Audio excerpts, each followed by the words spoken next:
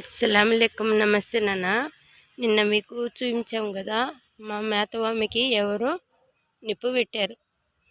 ఇక్కడ రాత్రి 12కి 1 గంటకు వచ్చి తెల్లారిజాము 5 దాకా దింపుకున్నాం. మేత నాన్న ఇది బండి వస్తే మాకు తెల్లారిద్ది.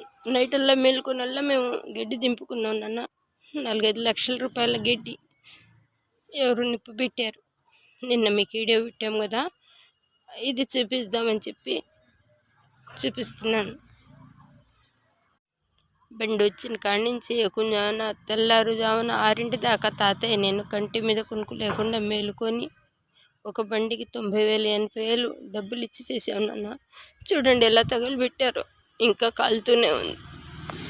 చూశారు కదా నాన్న, ఇలాంటి తెల్ల బంగారాన్ని దుర్మార్గులు అలాంటి నల్ల బంగారంగా చేశారు.